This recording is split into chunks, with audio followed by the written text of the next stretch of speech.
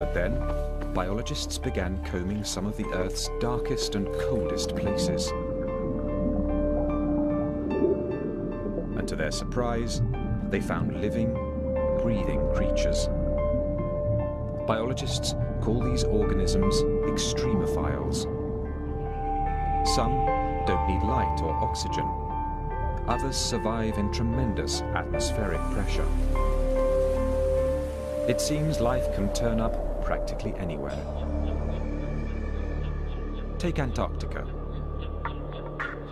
After years of searching this arid, frozen landscape, scientists doubted they'd find anything alive. But in 1999, a team of explorers unearthed a rock from 6 feet under the ice.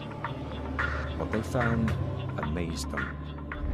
When they cracked the rock open, they found it teeming with tiny creatures. Here, at temperatures of 68 degrees below zero and 6 feet under solid ice, life had found a foothold. Biologists have been increasingly discovering life, not kangaroos, but, simpler forms of life that live at very cold temperatures, very high temperatures, very great pressures, even in places where there's sort of a high degree of radiation. It turns out life is able to live in a much wider variety of environments on our own planet than we used to think. And if life can survive extreme conditions, not just here at home, but elsewhere in our solar system, think of what this could mean. Unless there's something extraordinarily miraculous about our solar system or our planet, then life has got to be extremely commonplace. I mean, there's got to be large numbers of worlds with life, and some of them would have cooked up intelligent life. In the beginning, our Earth was as deadly a planet as any.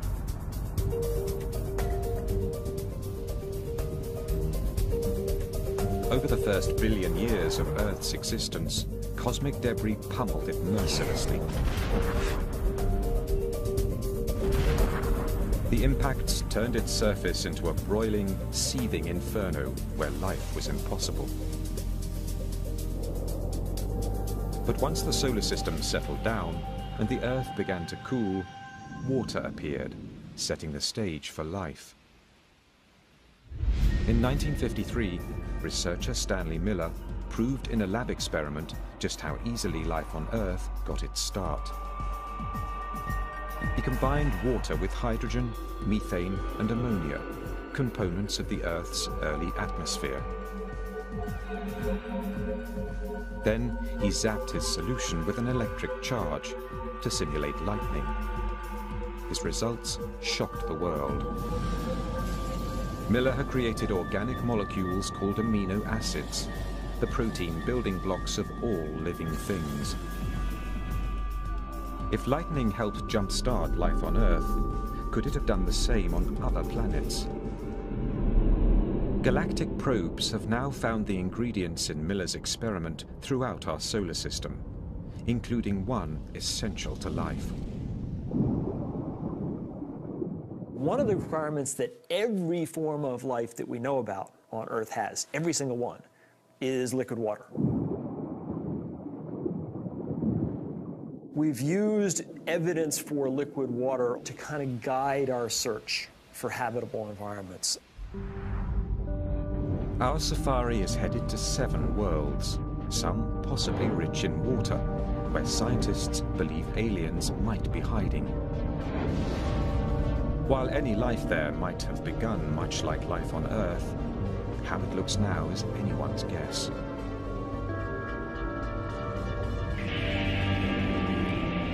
We begin in the world that has always fired our imaginations, the planet right next door, Mars.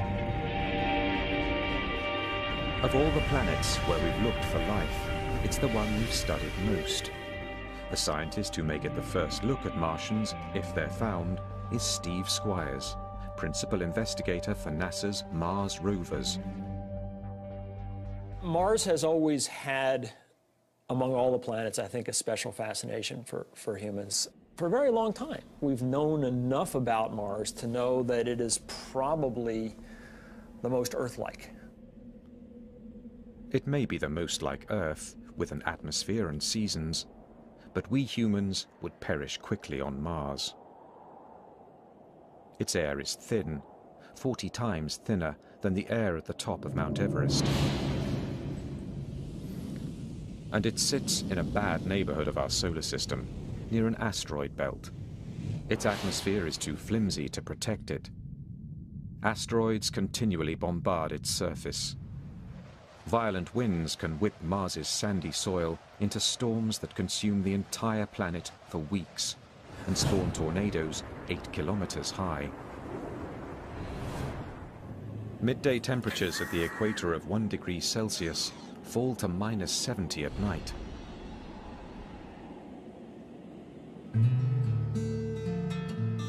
David Grinspoon is a curator of astrobiology at the Denver Museum of Nature and Science. As he sees it, Mars would be warmer if it wasn't a planetary runt. When I grab coffee on a cold morning, I know that a small espresso is going to cool off quickly, whereas a larger coffee is going to stay warm much longer.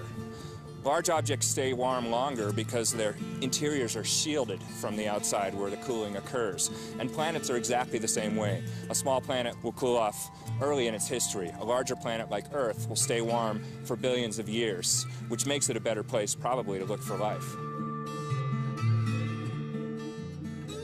Despite Mars's drawbacks, it has always fascinated scientists because its terrain seemed to give evidence that it might support life.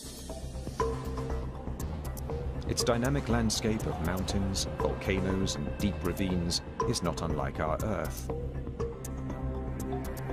To early astronomers, these features look like oceans and rivers, and even a system of canals, supposedly not just supporting life, but actually produced by it. Percival Lowell in the United States observed these things and inferred that, in fact, these things were so straight and so regular in geometry that they had to have been the product of intelligent life. Okay? Well, he was right. The problem was the life was at the wrong end of the telescope.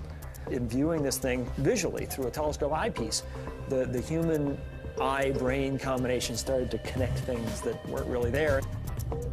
Lowell was not alone. Some scientists were shocked when the probe Viking 1 beamed back this image. Is that a human face? Perhaps produced by Martians in their own likeness?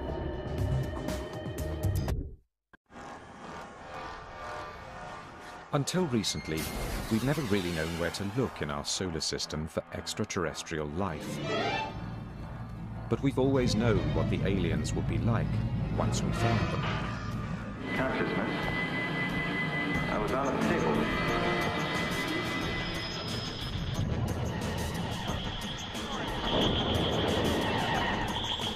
Usually, there is more than a hint of the Earthling in our aliens. Hostile or lovable, they tend to resemble mutant images of ourselves. As a senior astronomer at the Search for Extraterrestrial Intelligence Institute in California, Seth Shostak has spent his career listening for the radio waves of a distant alien society. There's no reason to assume that they're going to look like us or even think like us or behave like us or have language. You know, you just have to look at the variety of life on Earth and you see that, you know, nature can come up with lots of different forms. But if there is life on Mars, how could it survive in such extreme conditions? Since the 1960s, scientists have sent dozens of probes to the Red Planet. The first pictures of the barren landscape quickly dashed any hope of finding intelligent beings. But what scientists did see startled them. Though there's no evidence of Martian-made canals, there are signs that Mars actually may have had water. Some think the angry red planet might once have been blue. You just have to look back a couple of billion years, 3.5 billion, 4 billion years ago. Mars had a thicker atmosphere, had water on its surface clearly. Maybe it developed life. And as it slowly went bad, you know, the life had to adapt. Life may have adapted, not died off, because some liquid water may still exist underground. But with no surface water, frigid temperatures, and ultra-thin atmosphere, Mars is a planet only one kind of creature could love, an extremophile.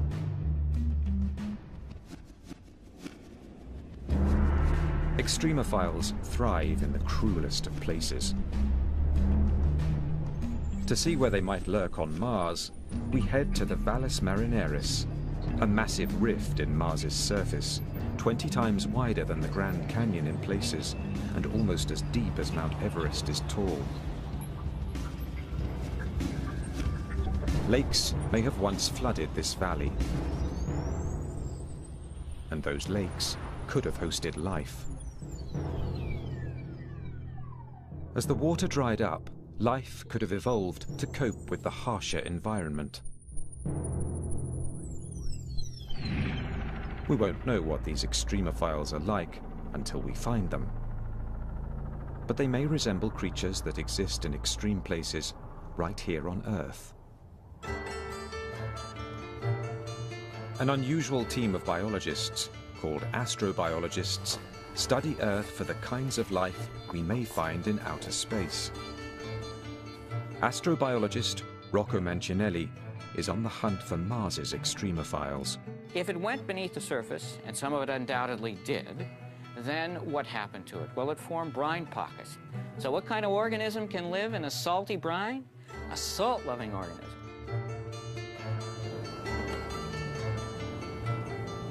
Astrobiologist Chris McKay thinks he knows the kind of salt-loving creatures that might survive on Mars. Creatures much like those he's found in one of the driest, saltiest places on Earth. The fundamental challenge to life on Mars is, in a sense, the fundamental challenge of life here in Death Valley. It's dryness. That is the hardest thing for life to adapt to. Thousands of years ago, a salty lake covered Death Valley, just as lakes filled Mars's Mariner Trench. Move in closer. This is still wet, a little wet.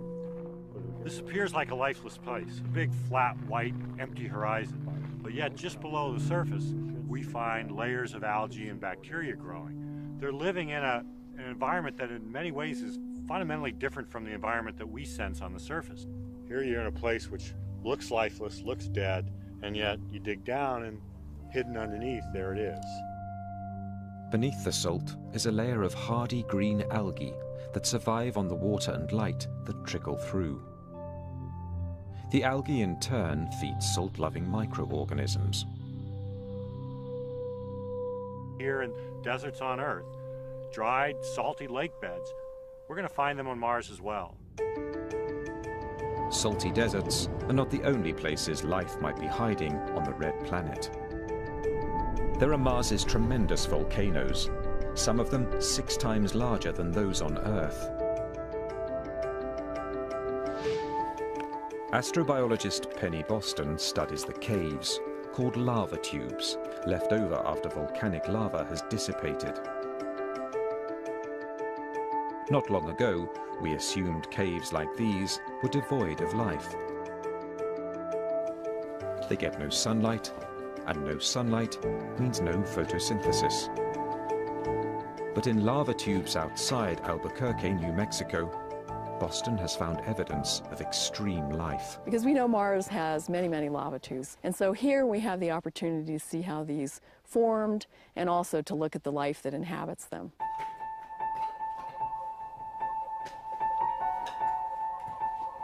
The extremophiles Boston has found appear to be thriving. They get their energy by feeding on the minerals in the cave wall. So here we're up close to the wall, and you can see these white patches here growing against the black basalt. And each one of these is like a major city for these little guys. They're all nestled in these little pockets in the basalt. And so these guys are permanently adapted to these freezing temperatures. They never see any light, and they get what they can find in the environment. Are there creatures like these in the caves below Mars's volcano fields? Boston thinks so. We are going to find life, and I just hope that I live a long and healthy life so that I can still be around to see that. We may already have had our first glimpse of Martians, not from our visit to their planet, but from their visit to ours. 16 million years ago, an asteroid slammed into Mars and propelled a 2-kilogram rock into space. Amazingly, that rock sailed to Earth and came to rest in Antarctica. Inside, NASA scientist David McKay and Everett Gibson were amazed to spot the outlines of fossils. Water has carved small tunnels in the rock.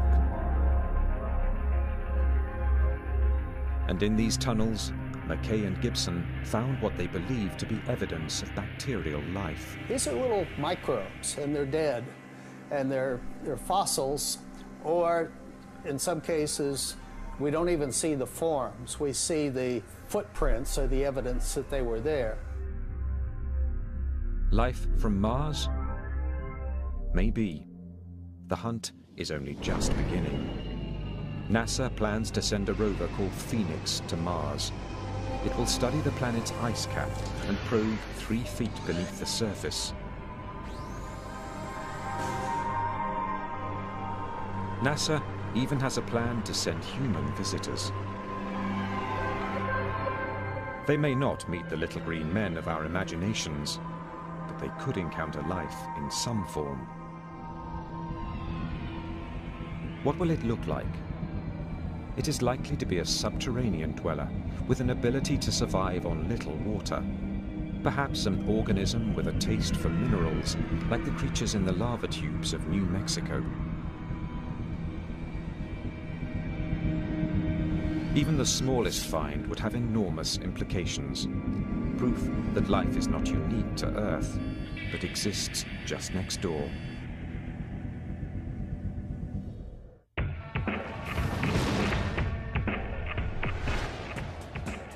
Our safari to the places in our solar system likely to harbor alien life now takes us past the asteroid belt on the far side of Mars. Here, Jupiter reigns. But this planet, the largest in our solar system, is fairly hostile to life, thanks to its toxic gases and overpowering gravity.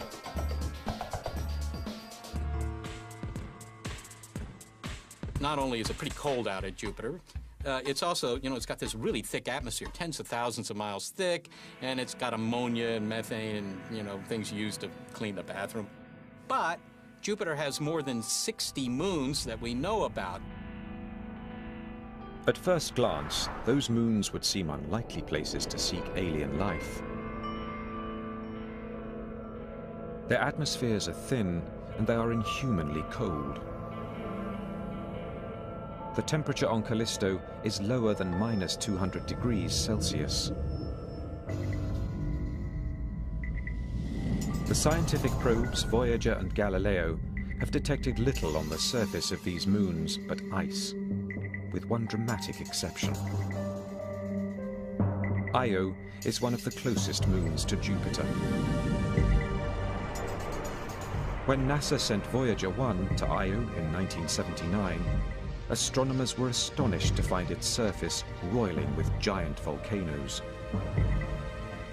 Io is the most volcanically active place in the solar system, just spewing volcanic material from its surface all the time. What could be heating the interior of this frigid moon?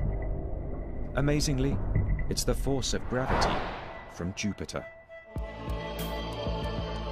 The giant planet exerts enormous gravitational pull on its moons.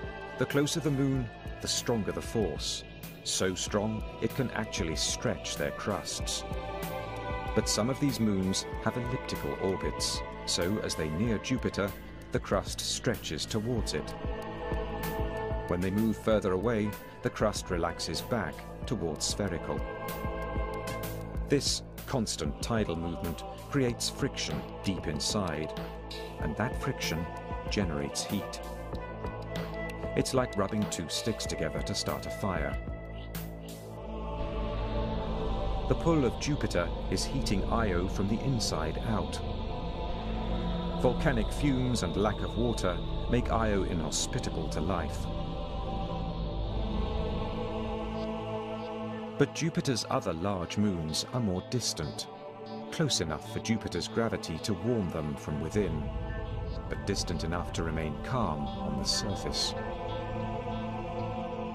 3 of them look particularly promising as possible homes for alien life. The one furthest from the giant planet, Callisto.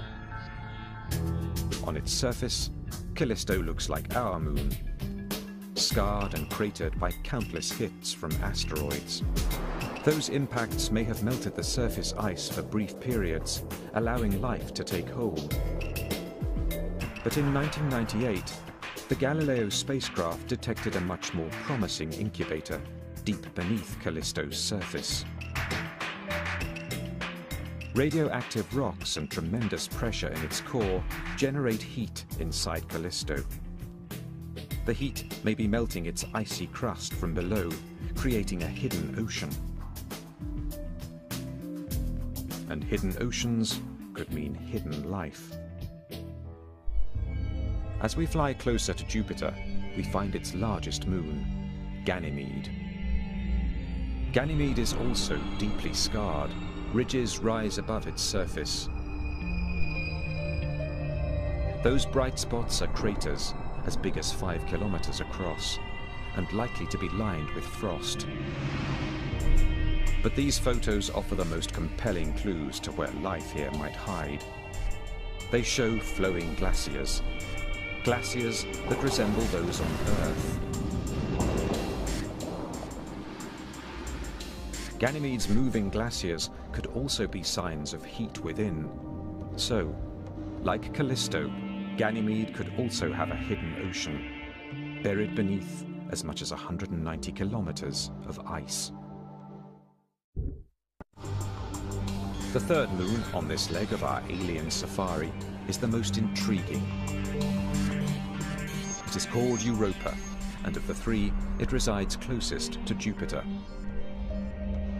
That proximity to the giant planet means Europa's core may be very hot, far hotter than Callisto's or Ganymede's. But its surface remains frigid, a potent combination for life, since there could be a temperate zone where they meet. Mammoth fissures scar Europa's thick crust of ice, a sign that ice is always shifting. On our own planet, we see the same cracks in the ice sheets covering the Arctic Ocean. Europa's crust may be riding the largest ocean in the solar system, an ocean twice as large as all of Earth's put together. Now, those oceans, if they're there, and the chances are pretty good that at least some of them are, they've been sitting around for a long time, 4 billion years, a little longer, right? In 4 billion years, an ocean of water, do you think anything might have cooked up there? Well, it certainly seems plausible. The environment in Europa's ocean is more or less as nice as the environment in our own ocean, as a place for living things to exist. Heck, things from planet Earth could probably live in the European Ocean. But Europa's oceans will be very cold, even slushy. And sunlight never penetrates them, thanks to an icy cover that may be 16 kilometers thick. We might never have thought life could exist here if not for a revolutionary discovery off the coast of Ecuador. Deep in the Pacific, biologists have found flourishing communities of tube worms, crabs, and even squid. These creatures are thriving despite complete darkness, extreme cold, and the pressure of the deep ocean. They feed on bacteria that take their energy not from the sun, but from chemicals erupting from the sea floor. We might find very similar volcanic vents on Europa, supporting their own web of life. To find out, NASA scientists would like to put a lander on the European surface. Some would like to send a cryobot, a robot that would melt the ice and release a probe into the liquid below. That's not so hard to do. You just have to melt your way through. but you're going to have to melt your way through not a couple hundred feet, but maybe a dozen miles of ice, and send down a fishing line with maybe a video camera and a light bulb on it and look around.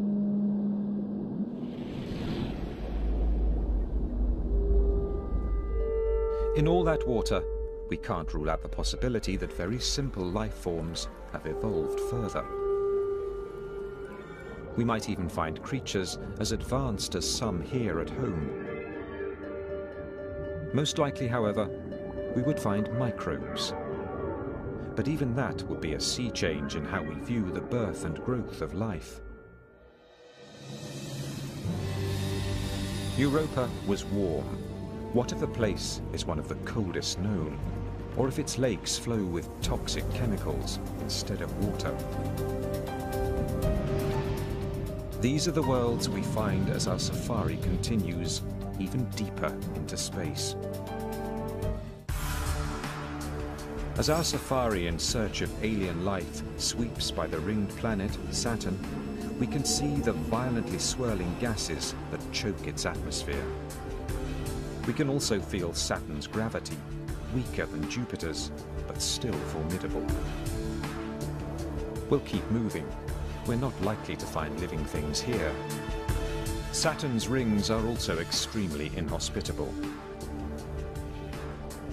They're made of rock and ice, as small as a grain of sugar or as big as a house.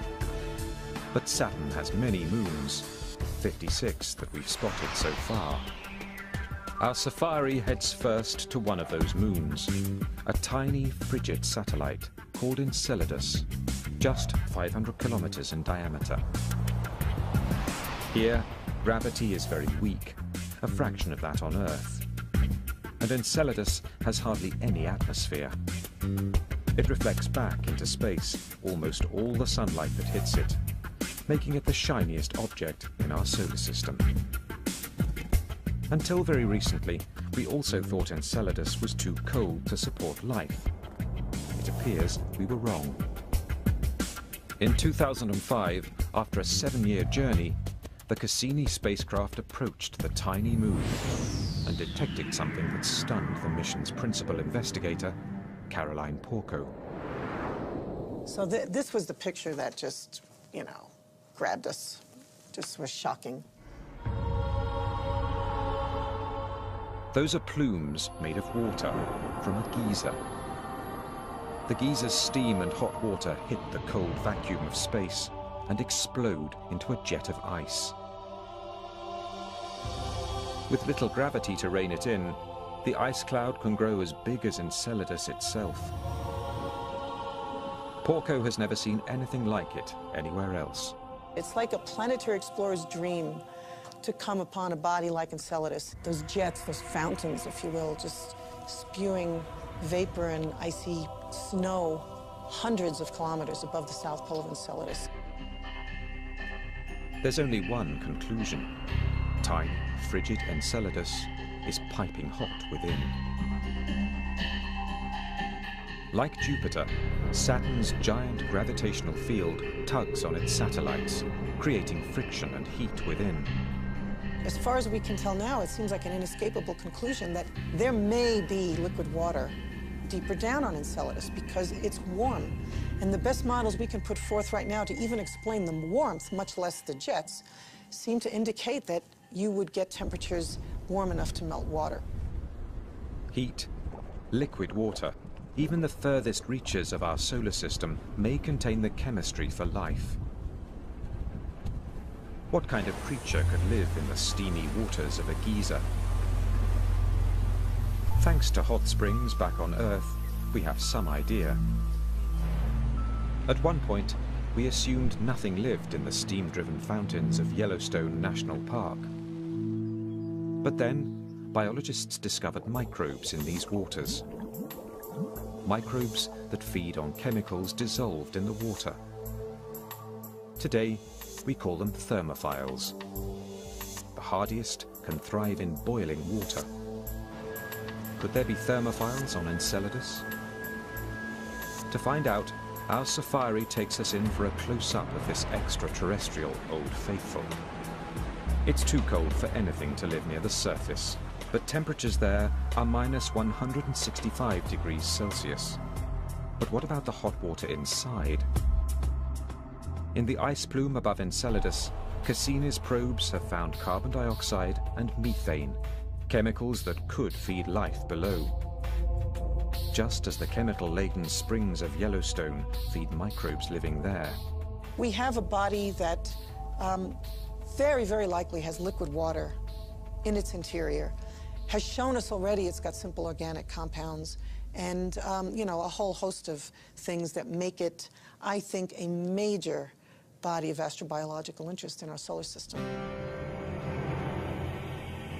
If Enceladus has been a shock, astronomers have been astounded by another of Saturn's moons, Titan. It may be the unlikeliest to harbor life. Titan gets only a limited amount of sunlight, about 1,000th as much as Earth. Probes sent to Titan have detected ice, but no liquid water. And at temperatures of minus 138 degrees Celsius, that ice is hard as stone. What could possibly make Titan a promising environment for alien life? Remarkably, Titan in many ways resembles the Earth, but not the one we know now. Titan has turned out to be the body fantastic in the Saturn system, which is long suspected of having an environment at the surface, not only similar to the kind of environment we find here on Earth, even, believe it or not, similar to the kind of environment we had on Earth before the emergence of life. Titan intrigued Carolyn Porco's team so much, they directed the Cassini spacecraft to send a probe there in 2005. It was the most distant surface mission ever conducted. The probe saw just ridges and plains. But a later flyover by Cassini spotted a shoreline. Soon, thousands of lakes came into view, at least one bigger than the Great Lakes of North America.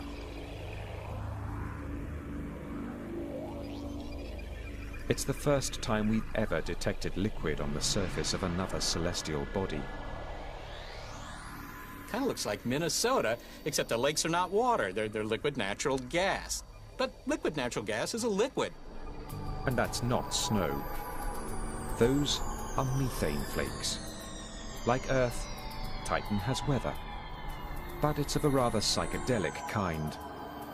There are even methane hurricanes. It's not water, it's methane, doing all the exact same things. Raining, evaporating, flowing in rivers. So you have something that is basically doing what water does on Earth. On Titan, only it's methane. A similar scene may have existed on Earth 4 billion years ago, making scientists suspect that Titan could also be an incubator for life. Chemistry does go on. At those cold temperatures, it's really slow. But Titan has had 4 billion years in which to do some chemistry, and maybe in that period of time, maybe something is cooked up. It would have to cook up without liquid water, something we've never seen before. But scientists aren't ruling it out. The substitute could be the methane, so abundant on Titan. Used for fuel on Earth, methane was long thought poisonous to all life. But in 1997, researchers examined mounds of methane ice in the Gulf of Mexico, and they were astonished to find colonies of small centipede-like worms thriving amid the frozen substance. They think the worms may eat bacteria that feed on the methane. In general, things that we think of as deadly, many of them are potentially lively if you can figure out an evolutionary way to tap into that energy rather than having it destroy you. Then it can be bountiful. There could be one more complication for life on the surface of Titan. With only a weak magnetic field to shield it, living things on the surface could be exposed to cosmic radiation. But that might not be a problem for an extremophile, as we found here on Earth. Biologists have uncovered plenty of life near Chernobyl's contaminated nuclear reactor, and even swimming in toxic radioactive spills, actually feeding off the decaying molecules. It's possible Titan's life forms could do the same. To find life on Titan, we may have to dive into its methane lakes, where we might find chemical-loving bacteria. We may even find microbes resistant to radiation, not unlike those here on Earth at Chernobyl, living on its rock-hard ice sheets. Organisms that eat methane might give off heat, melting the ice, possibly creating another fountain for life. There's no doubt, life on Titan would be a strange brew. But we have yet to visit the most bizarre world where scientists believe life could exist, and it's much closer to home. Our safari of the world's most likely to harbor alien life has taken us far. We've visited frigid deserts, submerged oceans, and methane lakes. But the world we are about to visit may be the most extreme of all. For our final stop, we are turning back toward Earth, to Venus, our closest planetary neighbor in the solar system. If life can survive here, it seems it could exist almost everywhere. To reach the surface of Venus, we have to fly through a dense layer of yellow clouds, 64 kilometers deep, with a composition similar to battery acid. The atmosphere here is 90 times heavier than Earth's, too heavy for a human to tolerate. On the ground, there are extinct volcanoes and lava flows as far as the eye can see. They cover 85% of the planet's surface. It is hard to believe Venus once had vast oceans.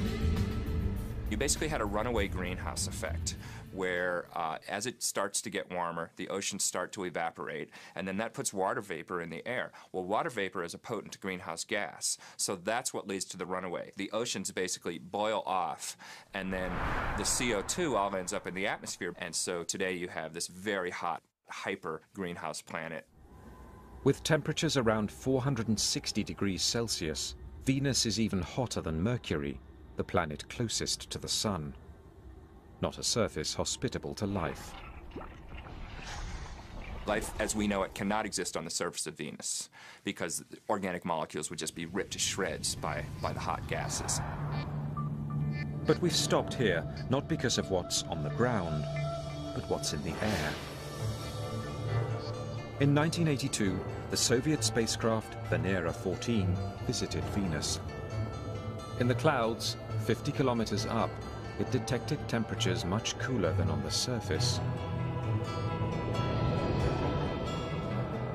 What's more, it found the molecules so critical for life, H2O.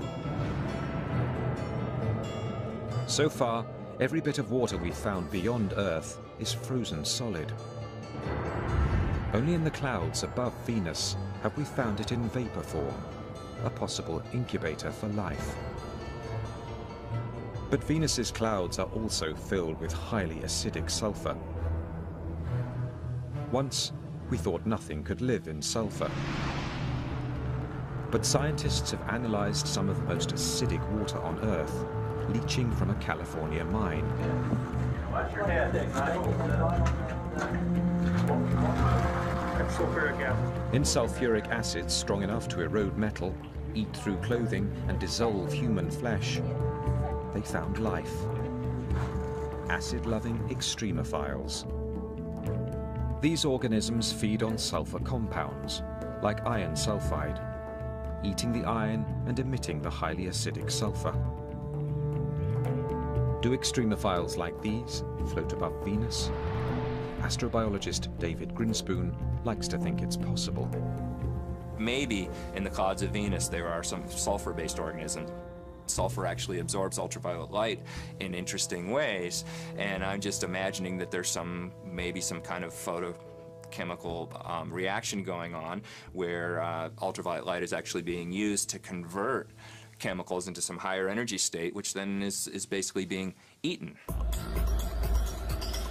What will these aliens be like if we do find them? They would have to tolerate high temperatures and enormous atmospheric pressure. They would also need to thrive in acid concentrations deadly to most life forms. Perhaps they might resemble a hardier version of the acid-resistant extremophiles in California's mine.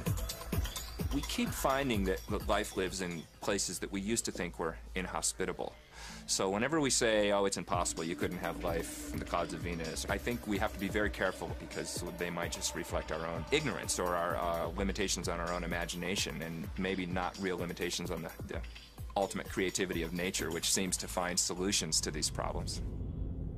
As our safari returns to the cool, blue, lush and lively world of Earth, we can see why we so revere its life-sustaining gifts.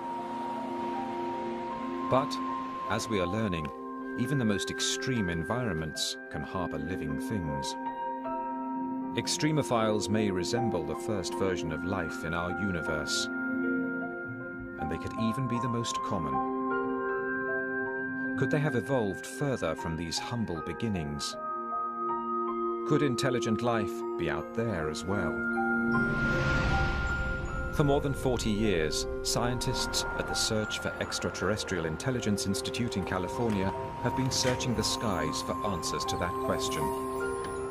Astronomer Seth Shostak believes he'll know the sound of alien life when he hears it. We have a couple of observing projects to try and find signals. The biggest one are our radio searches, and that's where we use big arrays of antennas, and we point these antennas at nearby star systems that we think, well, this is the kind of star that might have a planet that might be something like Earth. We point in those directions, hoping to pick up a signal that would tell us that somebody there is clever enough to build a radio transmitter. It's a safari that never leaves home. Astronomers have also recently captured enough light from planets in distant solar systems to deduce their chemical makeup. They have found elements that may help form RNA, one of the building blocks of life here on Earth. And 20 light-years away, in the constellation Libra, a team of European astronomers has found a planet that could be warm enough to have liquid water on its surface, just like Earth. Meanwhile, headed to the furthest reaches of our galaxy are 4 spacecraft launched in the 1970s. Aboard 2 of them is a map of our solar system and the image of a man and a woman. 2 others carry a sample of uranium, whose rate of decay would date the probe, regardless of language. The 2 are also carrying what could be the most universal message of all, a recording that includes a composition by Bach. Just don't expect news anytime soon. These intergalactic postcards from the Earth will take 80,000 years to reach the nearest star. Our search for life beyond Earth has only just begun. There are billions of planets yet to be explored. Every one of them holds the tantalizing possibility of life. Even intelligent life.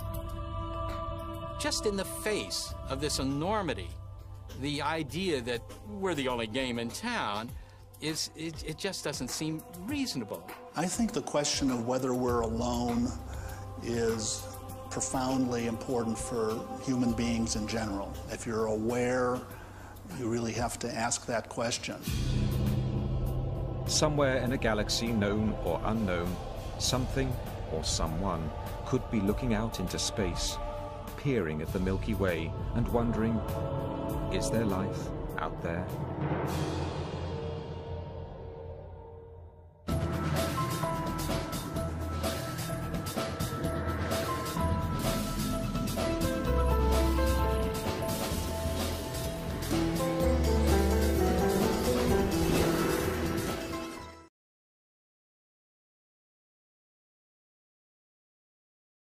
you.